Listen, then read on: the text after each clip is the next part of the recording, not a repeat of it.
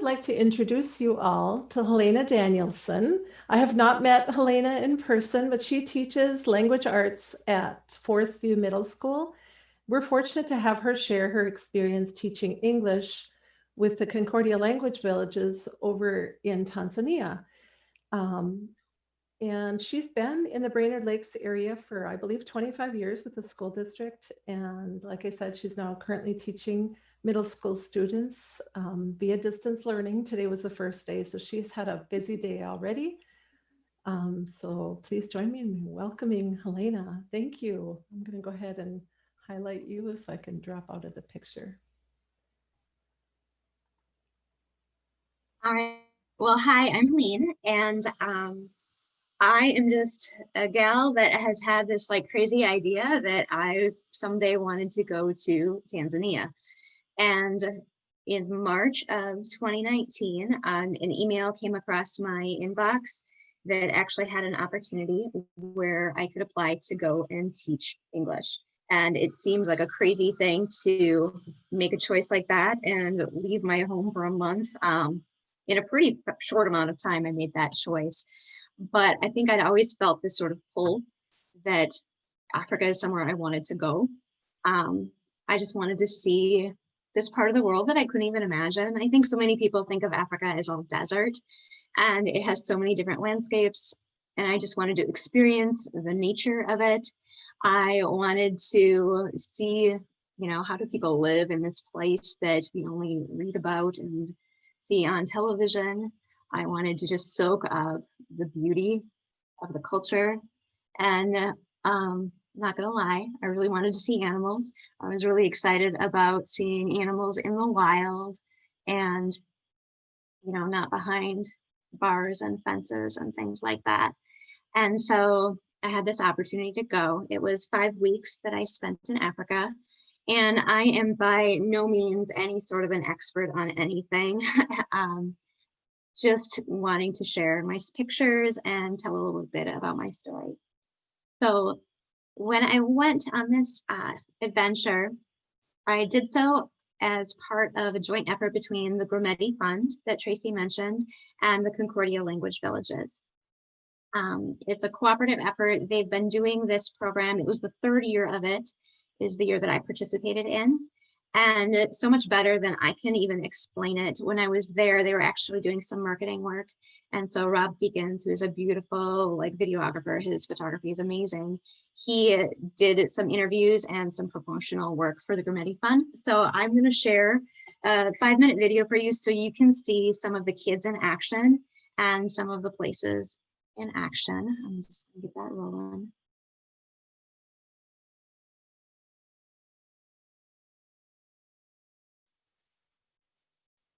My connection is. In Tanzania, primary schools are taught in Swahili, which is the national language in the country. Students have about 40 minutes a day where they're learning English, but in practical fact, they're not actually ready to make an entry into secondary school, which is taught in English. Now, this transition is immense for children. They're now studying everything in a new language that they don't fully understand. And why this is a problem is because when these kids sit down and put pen to paper and sit national exams, they don't pass. And when they don't pass, they drop out of school. And without an education, without a degree, kids don't have an opportunity to find gainful employment. And so they might turn to things like poaching, they might turn to other activities, and they don't have the means to provide for themselves and their families. The Grumeti Fund has partnered with Concordia Language Villages. These are experts in language immersion to host summer camps for 5th graders. And what these camps are doing is they're a fun and engaging way for kids to learn English. They're playing games, they're singing songs, they're doing sports, all in English. And the idea is that we want kids to not be afraid of the language. We want them to build confidence and for them to learn that it's okay to make mistakes. That's how you learn a language. But we expect that they're not going to become fluent in English in a week. We realize that's not possible, but we're hoping that this builds a level of confidence so that when they go back to their schools, they feel more engaged and able to learn the language. So these kids don't really have any light at night to study. They don't have any opportunity to work out much outside of school. So having a whole week in English, I think, is something that's pretty special for them. We're looking at trying to build student confidence and have them really more inspired and feel like English is something that they can do. They have to work really hard to be able to get opportunities for education. They travel long distances to go to school. They don't have the kind of resources that my American children take for granted. So it's an honor to be able to work with them. I think that active learning is an important part of what we do here at the Grumeti English Language Village. We work to teach language through songs. A lot of times it's easier to make a sentence or put two ideas together when you're singing them to a rhythm. So we're starting with children's songs like the Hokey Pokey, Head and Shoulders, Knees and Toes. So we're working on vocabulary, body parts, directional movement, but also the idea of putting together words in a string of words, making sentences.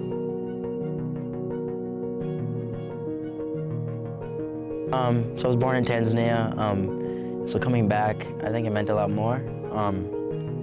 The first couple of days when we were on the way to the Grumeti Fund driving, we drove through the hillside and the countryside, and we could see all the makeshift houses. Just seeing some of that, and because I grew up around that, and so I felt, I don't want to say guilty, but I felt, I'm not sure what I felt, but it was kind of deep. But I think being here with the kids this week has really helped me, like emotionally. I've just been able to have fun, and knowing that I've been able to help them, just to learn English and to have fun has been really special.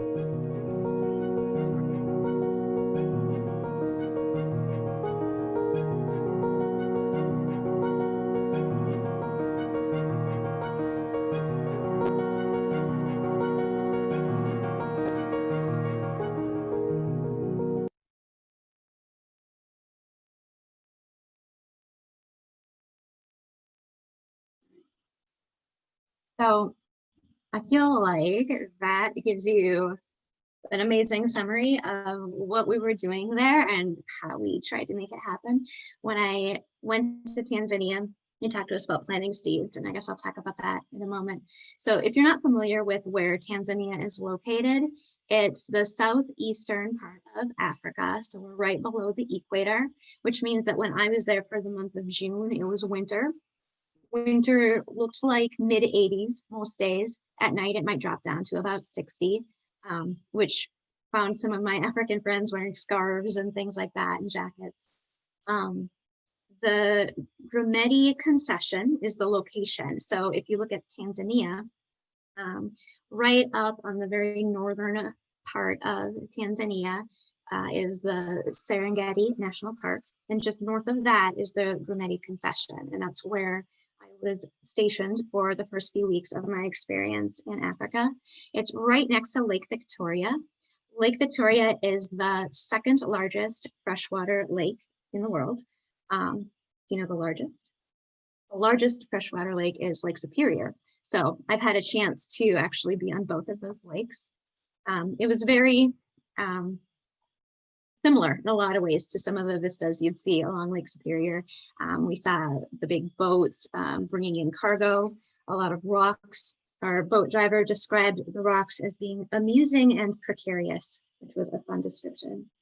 They had big cliffs covered with egrets and albatross. And so that was kind of a fun little side visit that we got to do to see this lake while we were there. And then just this idea that Africa looks like so many different things. There are savannas, there are jungles, houses might be made from brick like the building here. They might be sort of like a thatch kind of a building. It varied a lot. The area I was in was very remote. So the people who live there are mostly subsistence farmers. So we learned really quickly that Africa time doesn't look anything like American time. we had a bus ride to go across Tanzania to get to the Grumeti concession. We were told it might be 10 to 12 hours in this bus. So that's my little bus down there. No air conditioning. It's a bus from Japan, actually, that was like shipped over to Africa. And the actual bus ride took 18 and a half hours. So my introduction to Tanzania was looking out a window. And along the side of the road, you could see people selling things. You can see the rugs, the mats. There would be these big tarps with rice laid across them to dry and sunflower seeds spread out across them to dry. There were people everywhere. No matter what time of the day it was, it seemed like there were people always walking along the sides of the roads or on their bikes, carrying jugs of water, things like that. I was sort of obsessed with all of the cows. I'm a farm girl. And so there were cows everywhere. And so I took this picture of sort of a little fence in a yard that, you know, was the enclosure the cows would come home to at night. But during the day, there were usually young boys walking behind these herds of cows, just right along the side of the road. They'd have their staff, and they would just be walking and grazing the cattle all day long, and then they'd bring them home at night.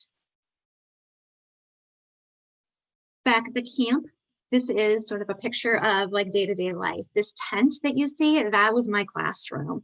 It was the most amazing teaching station in the world. On the bottom of my screen, I have our little tippy taps. My students that I worked with there came from houses with no running water, no electricity, very basic facilities. So this tippy tap would be really consistent with what they might use to wash hands. So you'd step on the little wood plank and the jug would tip and there's holes punched in the cover. So then you could wash your hands and then refill that jug as you go to the pond or the stream to get more water. So we had the tippy taps for hand washing at camp. We actually did also have a bathroom facility with some sinks and squat toilets for the kids. So teaching them how to actually use a sink was something that we taught them to do. The mat that you see underneath the tent, that would be really consistent with like what my kids' beds, like that's what they would have slept on in their houses, a mat like that. So we would always take off our shoes to be respectful of, kind of the space and the furnishings of their reality.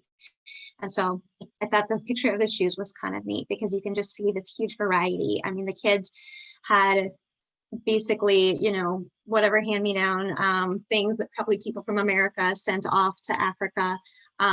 So some of the kids were wearing dress shoes and some of them were wearing soccer cleats as their regular shoes all day, every day. On the road, the little gravel road that you can see in the back going beyond the tent, any number of animals would walk down that road. So while I sat there teaching kids, I saw these black-faced monkeys would skitter around all of the time. They were hilarious. We never got tired of watching those. Sometimes there would be baboons, which were super naughty. If we left cones out to mark off space on a playing field, we needed to remember to bring them in with us immediately afterwards because the baboons would take them. They stole paintbrushes if we left paintbrushes out to dry in the sunshine. Impalas, giraffe, we saw the wildebeest, or not the wildebeest, we haven't seen the wildebeest yet, the buffalo up in the corner. They told us that the buffalo is the animal that is actually like the most dangerous, the one that would be the most cause for concern, especially if there's a singular male. They're ornery old men is what we were told. And so at night, once it got dark, we had to have an armed guard with us if we were going to leave our dorm and go anywhere, even like 100 feet to the vehicle or to get a drink of water. They had people like looking after us because these buffalo will charge just at anything. They're not afraid of anything. And then the elephants. We saw elephants every single day. So being able to teach in this place was like some kind of crazy dream world with the wildlife. And it's because I was located on the Grumeti Game Reserve. So back in the 80s, the Serengeti was very depleted and the animals, they just weren't there. Rhinos were becoming extinct. And the Tanzanian government did a ton of work to try to increase conservation efforts. And since then, it's teeming with animals. And once the Serengeti sort of started overflowing, the Grumeti concession sort of like provides this safe space for these animals to be. There are no fences. They're not in cages. They're not in pastures. They're just living free.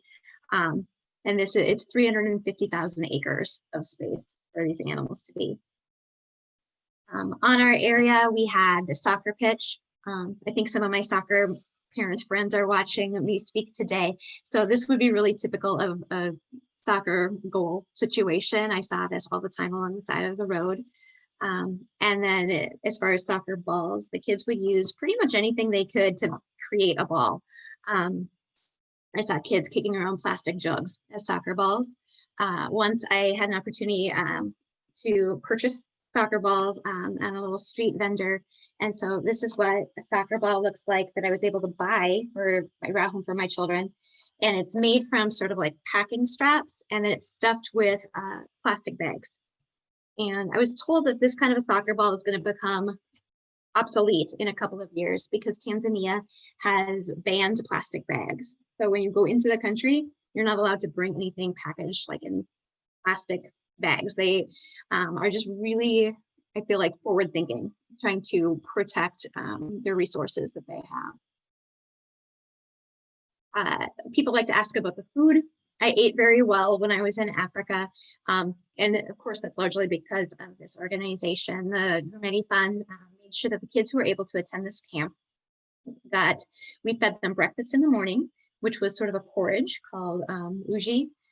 At lunchtime, they got a huge meal. And these are kids who probably would have only had one meal a day, but they were given, tons of nutritious food while they were with us. And so every day, Mama Monica, who is amazing, would cook for us and for all of the kids. She made me an egg for breakfast every morning. She'd ask me how I wanted my egg. And then she would make up all the food for all of the kids. And then we would dish up plates and serve them. So in the pan in the back of the picture, there's this white substance, and that's ugali. Ugali is a starchy kind of base for a meal. The consistency of that was a lot like lefse dough, if you've ever formed the lefse dough into the little shapes. And so the kids would use that, and when we ate ugali, we didn't use silverware. You would just like pinch out some of this ugali, and you'd use it to pinch up the other food. So, we might also have beans. There's a lot of greens like kale and spinach and different colored greens. There was always some kind of a protein that we gave the kids, maybe chicken, maybe beef, maybe fish, and a lot of fresh fruit, pineapple, oranges, Ndizi is bananas. So they made fried bananas there, which are super fun.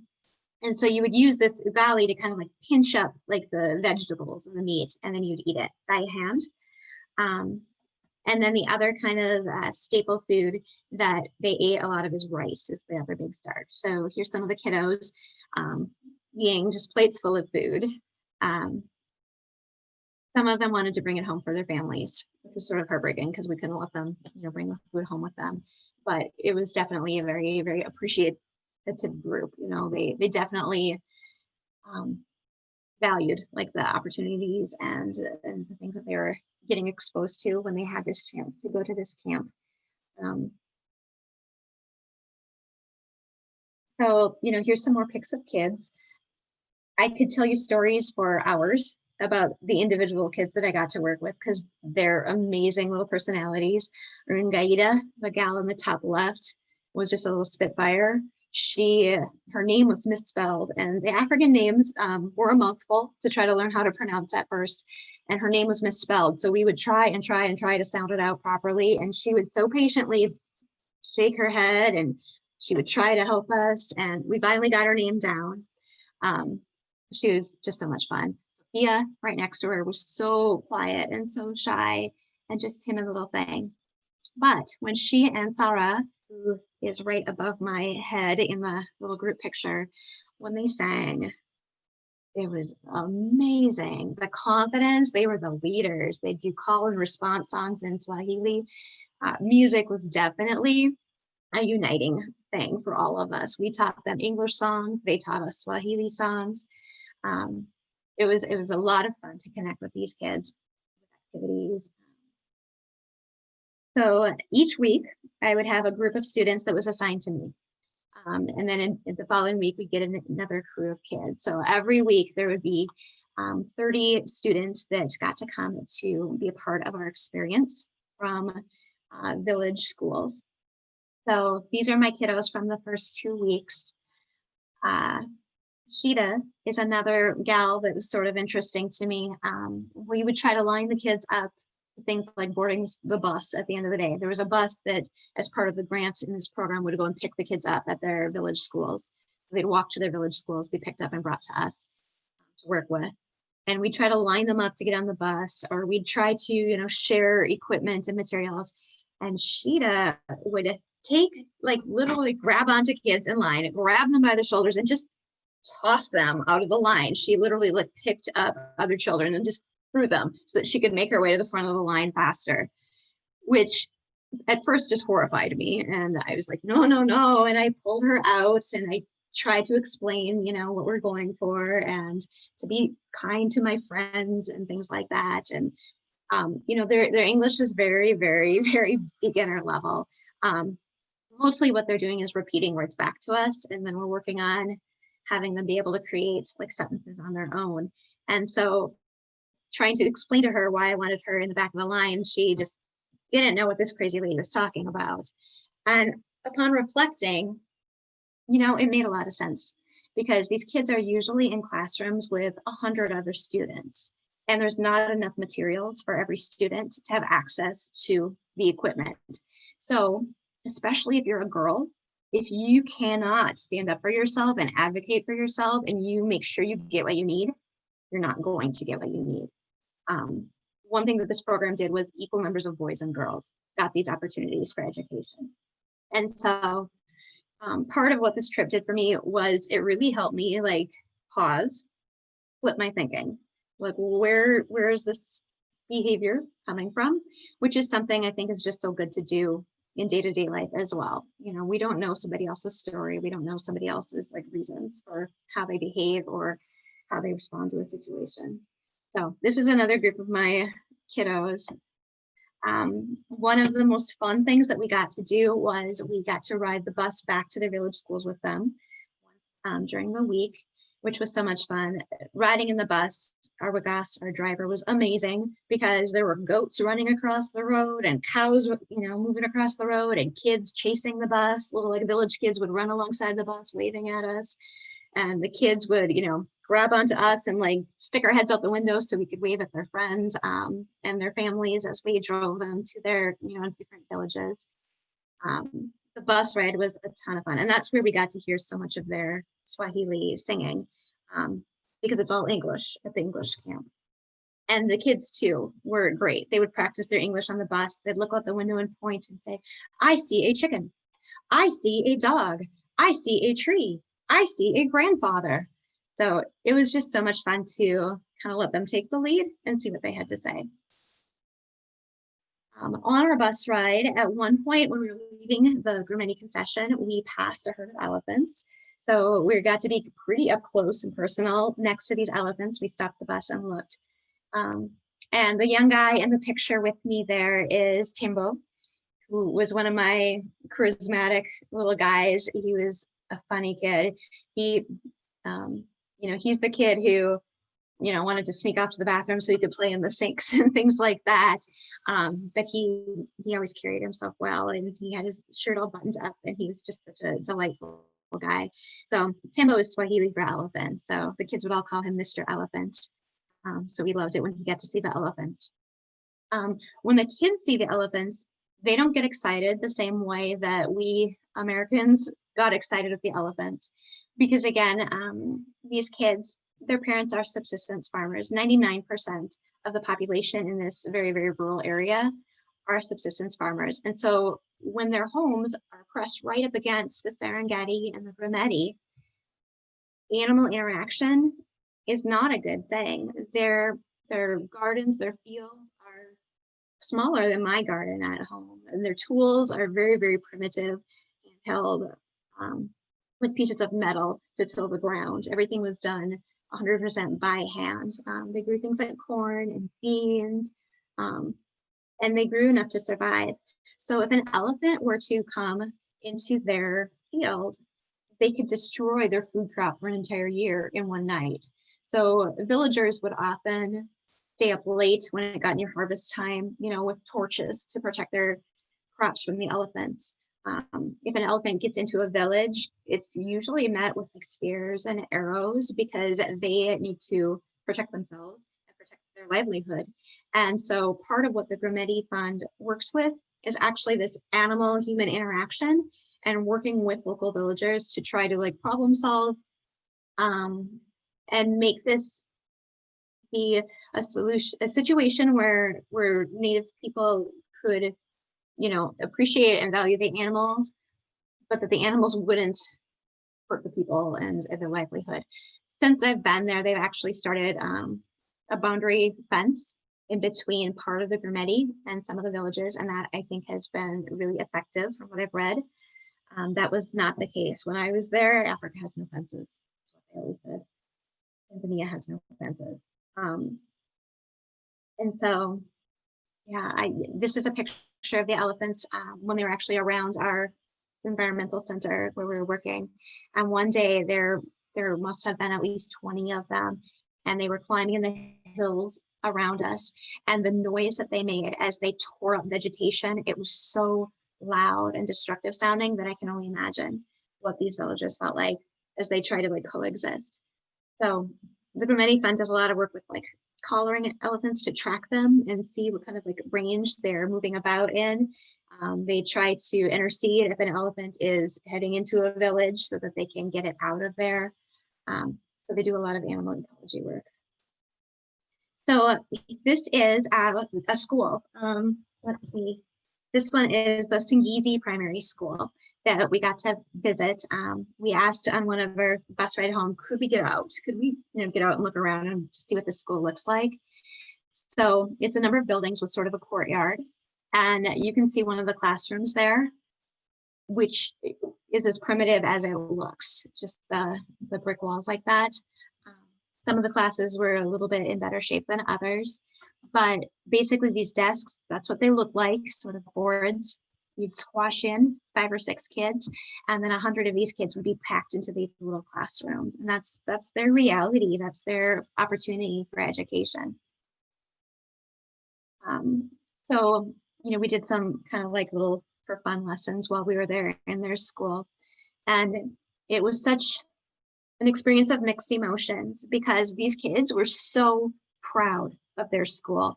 They brought us into every single classroom in the school. They just wanted to show it off. I mean, they showed us like writing that was on the blackboards. They showed us everything. And it was so much fun to experience that with them, but just heart-wrenching to know like how hard and how few opportunities they had. When I would work with things like colored pencils and markers, it was like handing them gold. I mean, they were so excited to work with different kinds of materials and have access to just things that, 100 kids in a room. It's basically a lot of like call and response, lecture and learn. So the active learning that we were able to do with the kids was something that was really foreign to them. We did have one Tanzanian teacher who worked with our group. You can see him way in the back, Mr. Tangarasi, on the bottom left picture. And he was with us in part to translate when we needed help with understanding the situation. And then also so that he could kind of see some of our methodology and be able to take some of that back into his classroom. And then for the kids to see this adult man, like being silly and dancing, it was a really cool thing for them.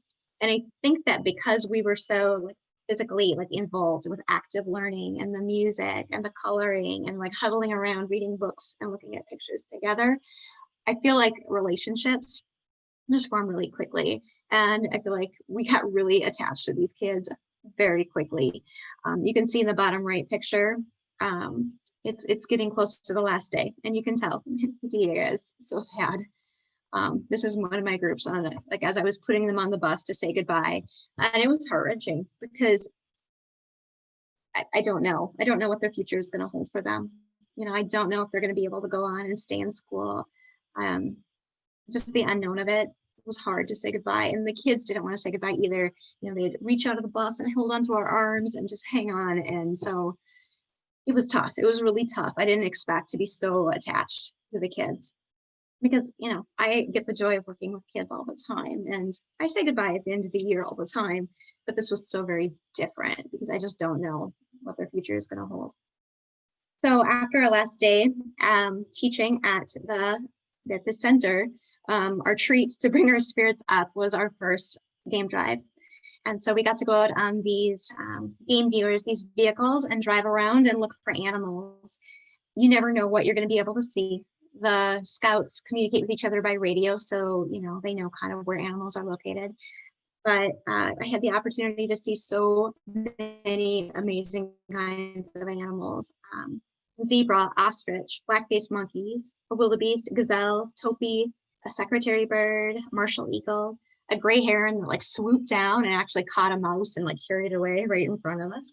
I saw a leopard, so Chewy, this is a leopard. You can see this is what the game viewers looks like.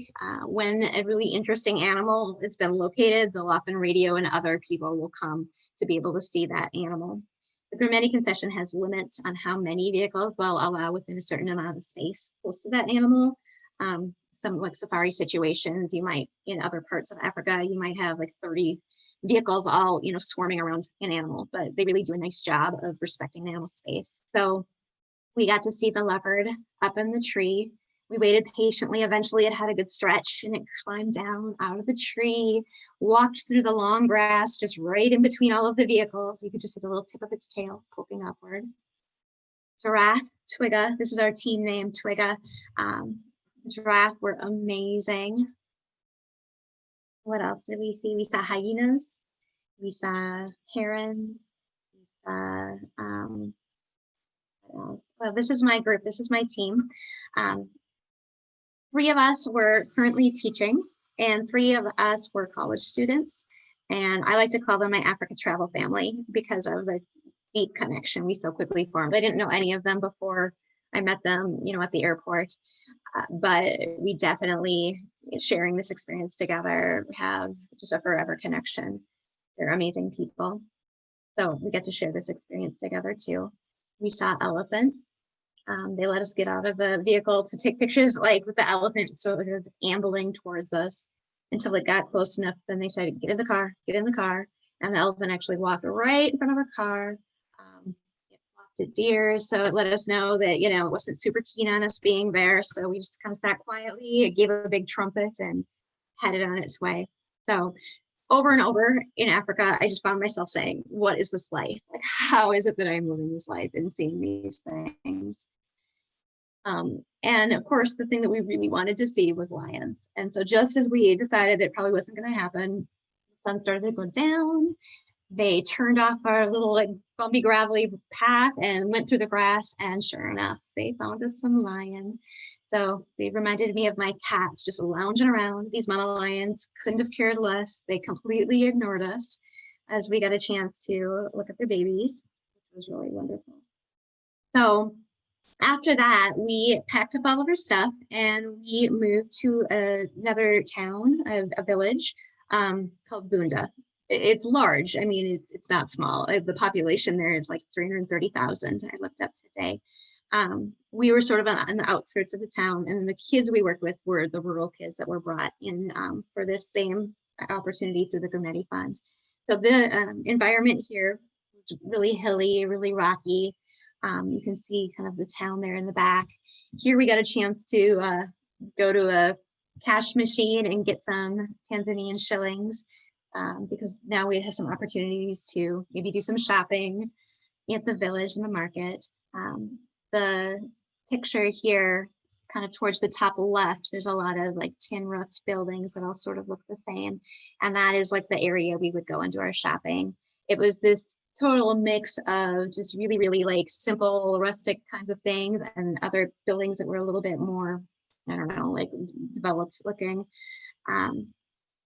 We would see little goats running up and down the mountainside next to us.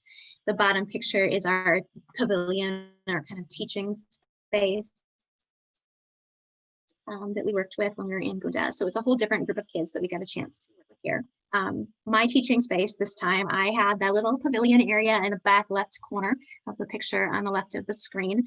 There was a playground here, which was really fun because the kids hadn't really experienced playgrounds, all of them. This was like a gated kind of a fancy resorty area. It wasn't something that like neighborhood kids have access to. It wasn't like an open park or anything like that. So when they tried out things like the slide, they had no idea, you know, they all flew down and landed on their butts. We had to teach them how to slide. The swings they thought were pretty boring until I demonstrated how to pump and you could go high, and we'd ask them, you know, big push or little push, and you know, it was hilarious. Some of my brave boys, you know, big push, and so I'd bring them back and I'd give them a push, little push, little push, little push. Like it was just really fun to watch them experience some new things in this different space. And the monkeys, oh, they were so naughty. I sometimes had to flee my little area over there because they'd come out of the mountains, jumping on the rooftops and on the rooftop of my little pavilion. They were super cute. I thought it'd be really fun to hold one, but there was no part of me that was actually wanting a monkey to jump in my lap. So the monkeys were there. There were baboons all the time walking through this space. So even in town, we got our share of wildlife. So this time, Mr. Mahesa is the teacher who worked with us here. So these are some of my kiddos in Funda. We played card games, which was really fun because some of the kids are really strong with like math and analytical thinking. And so it was fun to see them get to shine, even if they weren't strong language users. You've noticed the kids have uniforms. That's the standard uniform that they all wear. They have one, so they would wear that same uniform every day. And on Wednesdays, they would get dismissed early because Wednesday is cleaning day. And so families, schools released early so that kids could go home and help out with cleaning, hauling the water, heating the water, washing the clothes by hand, hanging it to dry outside. We got to visit their school as well. They also are very proud of their school, Kihumu Primary School. The little building in the top left is actually their kitchen at the school because this school feeds lunch to the kids. The others that we visited did not, but the school had a lunch program, so they have a little kitchen there.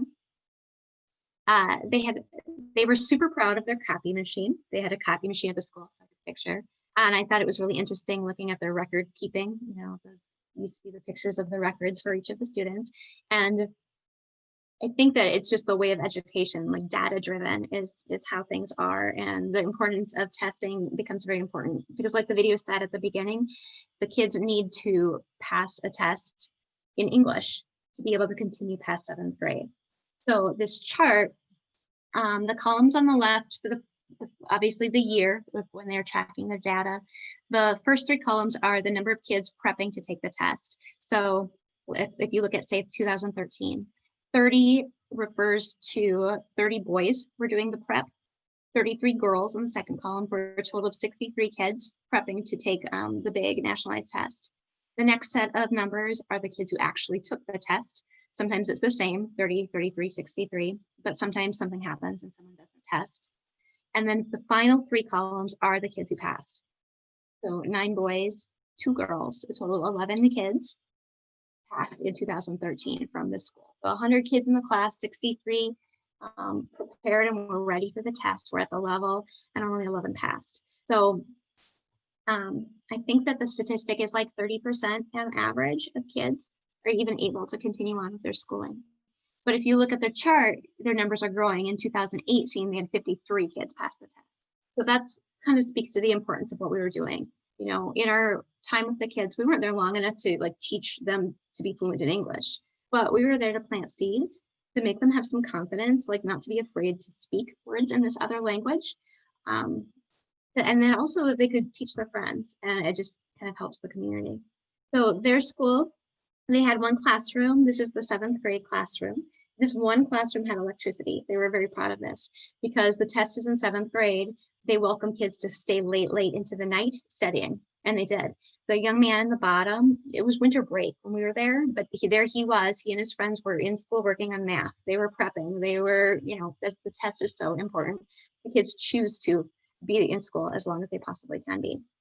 And the picture on the left is the teacher workroom. So I got a kick out of the teacher lounge in this African school. This school had a cotton field behind it. And that was part of their education, learning how to like maintain the field, how to market the cotton. So we got to see cotton growing and see how they weighed it. We also got to visit this giant shed where they keep the raw cotton before they bundle it and ship it away. And so they actually let us climb in there with them and like play in the clouds of cotton. That was a pretty unique and amazing, dreamy experience that we got to have too. And here's another sad goodbye. So I'm going to pick up my pace because I'm watching my clock here a little bit. Around Bunda, we got to do a little bit of exploring after the kids would go, because it was a town and because we didn't have the danger of the buffalo and the elephants and whatnot. We could visit, just walk around. So, you know, there's animals still wandering about town. That still is true. The top left are some of the like neighborhood kids. You know, my friend who we traveled with was born in Tanzania. He came to America as a 7-year-old. And so one of the joys of my trip was getting to experience him, remembering all of the little details, the foods, the childhood games, the kind of house that he would have lived in once upon a time. It was like amazing to be able to share this experience in such a personal way for somebody. When he was there, Inno said, I'm in Africa, I'm getting my hair braided. So we went to Mama Queen's hair salon, which is this tiny, tiny little square room. So he was in there for 3 hours getting his hair done, and we all hung out and, you know, and, you know, there's no English spoken here. So we had someone from our hotel come and help translate. And it was fun because like ladies would just pop in and help in his hair, and then they'd go, and someone else would just wander in and help with the hair. That was super fun. This is Boniface. He was the chef at the hotel, and we'd stay up at night and play cards with him. And so he invited us to meet his family. So we walked 2 miles to his house one afternoon, and I got to see where he lives. And we met his wife and his 5 kiddos, his mom and his sister and her children, who all lived together in this house. And they were the most gracious hosts in the world. They gave us, like, they cooked sweet potatoes, just boiled big, huge sweet potatoes. Everything is big that grows there. Like the avocado is big and the mangoes are big. So that was really cool to get to actually visit somebody's home. And then the markets were amazing. I don't love crowds, but just the textures and the sounds and the colors of everything in the market were, it was so much fun. We went every single day to wander around the markets. Here's a picture of some of the women in their katange, the fabric and their kanga. You can see the lady with the bananas on top of her head. Women carried everything on their heads. I saw women carry 5-gallon buckets full of dirt, full of water, just heavy on their heads. Just such activity. Because we were literally the only white people that there were in this area of Bunda, people started, you know, noticing us, obviously, and would look for us and interact with us. There's, again, not much English spoken there. Lots of gesturing, lots of smiling. We would see this sweet little baby Rosemar and make eyes at her and wave at her. And one day her mom just walked over and handed her to me. So that became our tradition. We always made sure to go and look for Rosemar and her family. And, you know, I don't know, it was fun. You know, we'd buy them pop, they'd, you know, play in my hair. We had this funny little nonverbal relationship for 2 weeks. We went to Idina's, who is a seamstress. They have a ton of little stalls selling this katange fabric. So that's what this is. So we would go and you could buy this big swatch of fabric, and they didn't speak English as well. So you'd have to like use your motions to like how you wanted it, and she'd draw it. She'd sew it on this treadle sewing machine. And they ironed it using this old iron with hot coals inside to press it. And to like just the most welcoming and wonderful people. So we called her Mama Idina. She called me her daughter because her daughter's name is Helene. And so when I write Helene, it looks kind of like Helene. So I was her daughter. And so we would again go and visit her a few times a week as well. They had these giant cranes. If you've seen The Lion King, they have these little cranes at the beginning, except they're not little. They're like 4 feet tall, and they're terrifying because they stand on roofs and look down at you.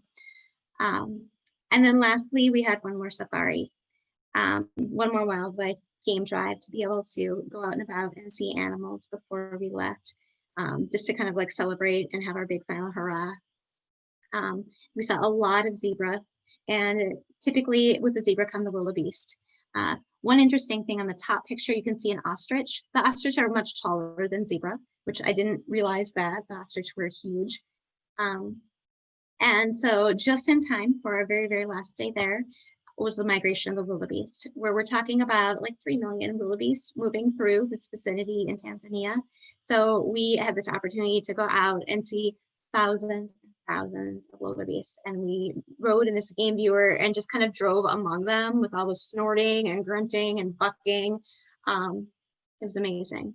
And then with the wildebeest come lions. So this day we saw so many lions because they follow the herds of wildebeest. And we could get up pretty close and personal to the lions in our vehicles as well. So that was pretty amazing. There we are. So I just would like to kind of like point out before I wrap up for questions, one thing that the Grumeti Fund does is all of this educational outreach, and they do women's empowerment and scholarships and things like that. They also do all kinds of anti-poaching work. These are rescue dogs that actually came from America, and they're trained to sniff out like bushmeat, rhino horns, elephant tusks, pangolin scales. So, you know, we got to see this demo of these dogs and learn about all of the amazing things that they're doing. And there's just a little list of some of the stuff that they are busy with. And they're funded largely by ecotourism. They have a huge, like fancy, like high-end resort. And you can pay, you know, tens of thousands of dollars to go and like be in a pen while a rhino is sedated, and they do like a checkup as they're working with the rhinoceros as they're reintegrating them into the ecosystem. And they also depend largely on the donations from just ordinary people like us to be able to do the great work that they do. So I also want to give a plug for the Grumeti Fund as a website that you might be interested in checking out. They have amazing videos of animals. If you're on Instagram, if you follow Grumeti Fund, they have amazing pictures of animals, just high quality photography of what life is like there. So thank you for listening and being part of my little story. I think Tracy, if people want to do questions. Yeah, so I just posted that website in the chat as well. But there was a question at the very beginning about your favorite animal to see in the wild. So we'll start with that one. Okay. I mean, how do you choose? Like everything was my favorite. Giraffes became one of our favorite things though, just because it was like symbolic of our little group. And the last day, like the day we were leaving, right before we left, there was a giraffe that literally was standing right next to the driveway of that like original gravel road. So like we walked and one of the guys, you know, was like, how close do you think we can get to this giraffe? And I'm like, this close, no closer. Like, this is it. Like we were so close to this giraffe. So that was pretty amazing. I mean, I don't know how I could ever choose though. So cool. And then there was another question. Were you able to stay in communication with your family when you were gone? I was actually, when we were at the Grumeti Fund, we had a hotspot. So we had a pretty good internet connection. So I was usually able to like send a note pretty much every day. And I was able to FaceTime them a couple of times, which was so much fun. It just was so nice to be able to like see them and to talk and like show them kind of what I see. When we went to Bunda, everything was way more inconsistent there. Like electricity went out quite often there. So we didn't always have power. And we often didn't have internet, which I think was harder for my family at home than for me, because they had been hearing from me like every single day. And then all of a sudden they didn't for like 4 days.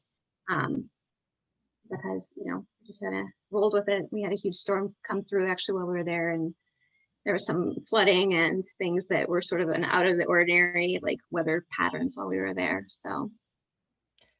All right. The next question is, what made you want to go to Tanzania? You know, it was sort of like just this, I don't know, like I always just thought it would be cool to do. And it seemed like something that was a bucket list idea that would probably never really happen. And when I literally got an email saying, oh, here's this opportunity for alumni from Concordia College. And I read it aloud to my family and they all said, wow, that sounds like exactly like you.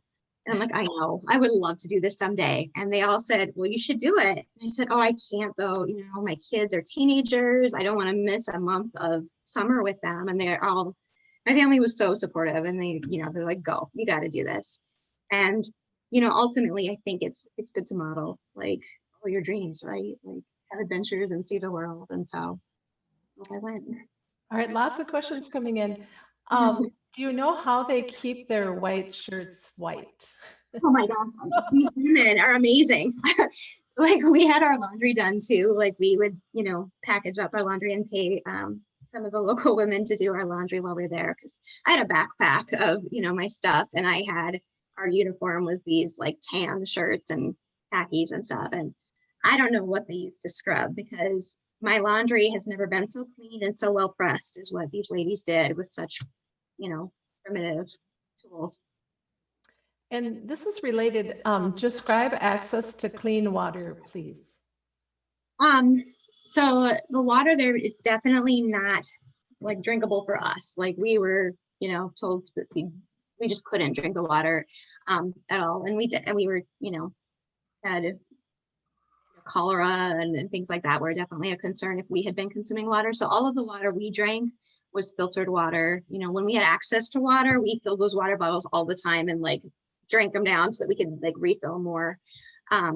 For the kids that I worked with, it was like walking to creeks. I mean, if you're from Baxter and you've heard about the Forestview water walk, that's what these kids did. Like the women would lug these big jugs of water. I saw people with bikes with these big jugs of water, like strapped on either side, to go to, you know, there were not a lot of water sources around. You know, I mean, obviously when we were closer to Lake Victoria, that's a huge water source. But when we were further away, it really was seasonal how much water was going to be available for them. You know, we saw people bathing outside in creeks and things like that. So very, very limited water for them. Another question, was there malaria in this region, and what precautions were taken? Yeah, definitely malaria was, like, they showed us the chart when I visited the travel nurse before I went, and the area I was in was like lit up red as the like, highest risk of malaria. So we all had prescriptions. So I took malaria pills. I had to start taking them before I went, and then throughout the trip, and then for like the time after I got back as well. We had these malaria pills that we needed to be taking. There were mosquitoes for sure there. We had mosquito netting that we had to tuck in around our beds at night. But really, coming from Minnesota has, I'd say, more mosquitoes than they do. So as long as you stayed inside and took precautions during those kind of prime hours of dusk and dawn, I was not terribly bothered by mosquitoes. Some of my travel friends were affected a little bit more than I was. But yeah, we took the precautions we could. And one participant asks, not to focus on fear, but what were your most fearful moments? You know, I really felt, I switched my slide here by accident, but I forgot I had a little like flying away picture there for us. I felt really, really safe while I was there. I felt like because of the program I went with, I was very well cared for.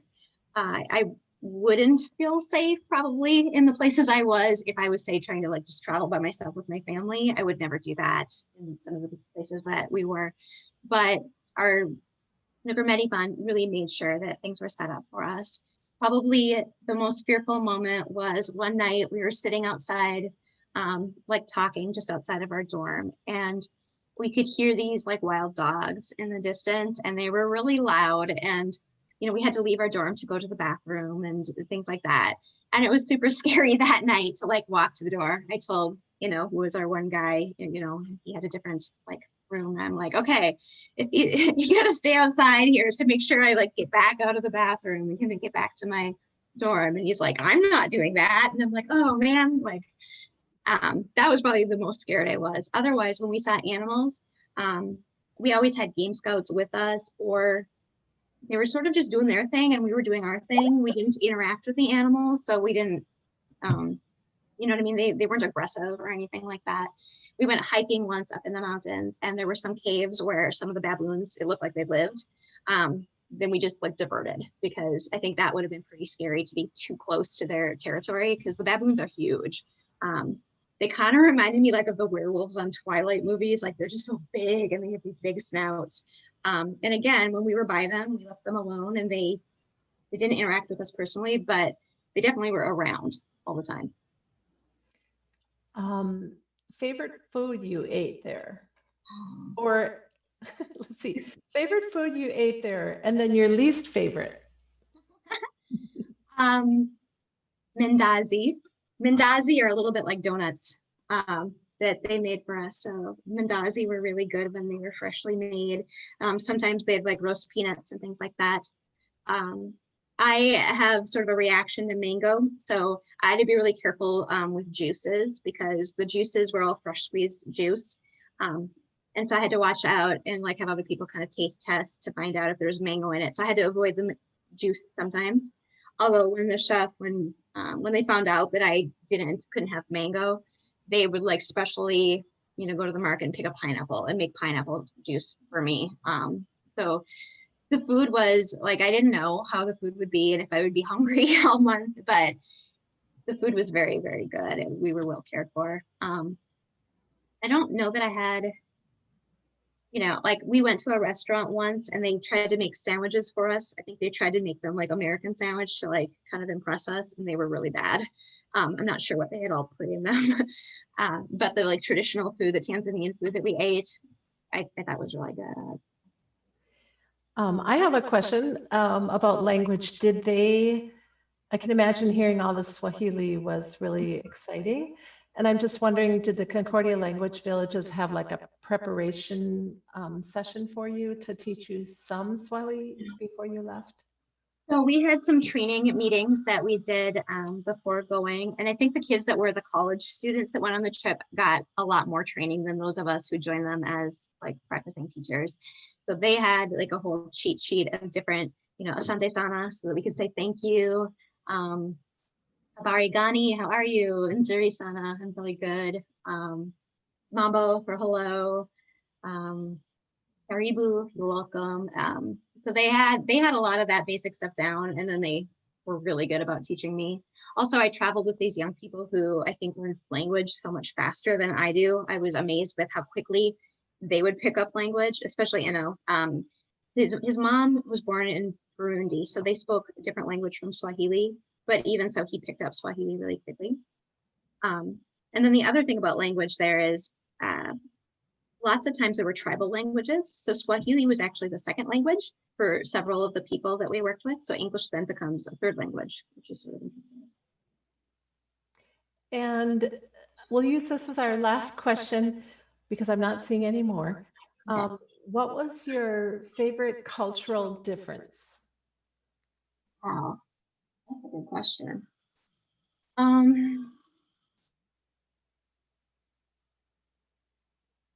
You know, I think that the whole, like, we don't do plastic bags here because we want to preserve what we have. Things like that. I really liked that was something that was valued.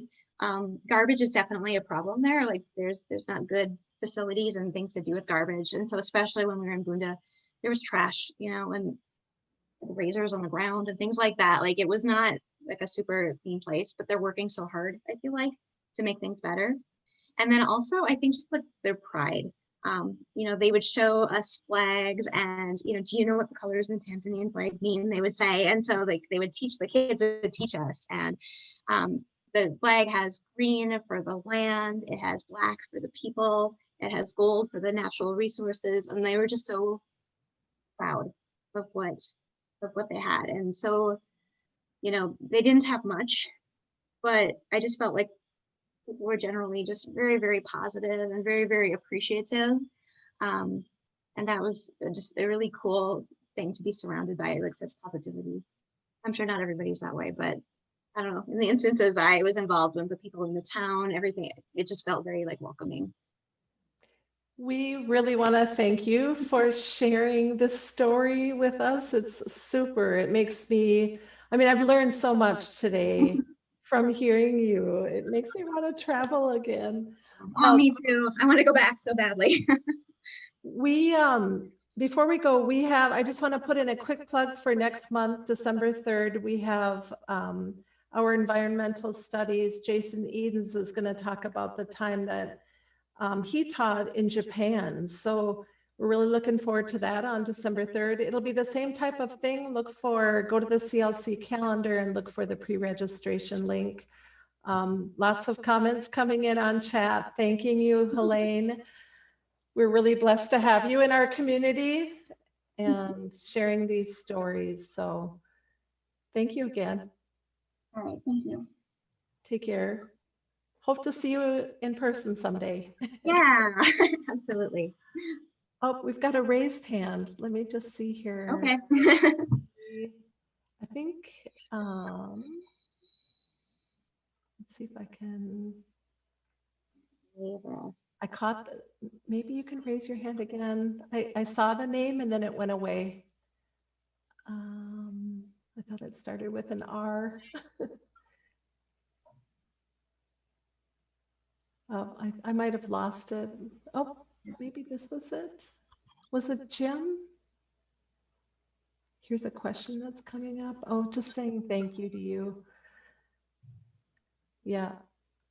All right. Well, thanks again. You have a great day. All right. Thank you so much. Bye now. Bye.